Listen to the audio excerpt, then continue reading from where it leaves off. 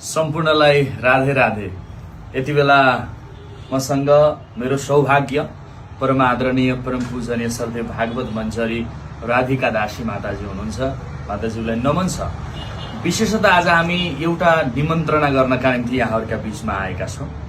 यही चैत्र महिनाको 27 गतेबाट वैशाख महिनाको 3 गतेसम्म ग्रान्डी टावर नजिकै काठमाडौँ टोखामा सप्ताहव्यापी ज्ञान महायज्ञ प्रारम्भ भइरहेको छ। सर्वदेव माताजीको मुखारविन्दबाट कथा प्रवचन प्रारम्भ भइरहेको छ। यहाँहरू अझै पनि काठमाडौँ आसपासका प्रिय भक्त सज्जनहरू यद्यपि छुट्नु भएको छ भने 3 गतेसम्म ल है अब सबै कामकाजहरूलाई व्यवस्थापन गरेर कथा पण्डालमा सहभागी भएर उपस्थित भएर कथा श्रवण गरेर आफूलाई धन्य बनाउनु होला।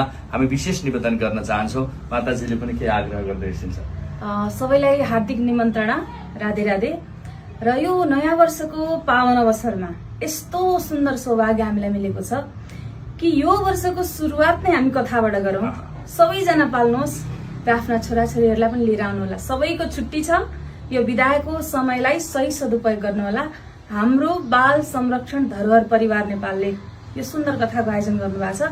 अनि धेरै टाढा छैन है, ग्रान्डी हस्पिटलकै छेउमा हाम्रो कथा भइरहेछ है।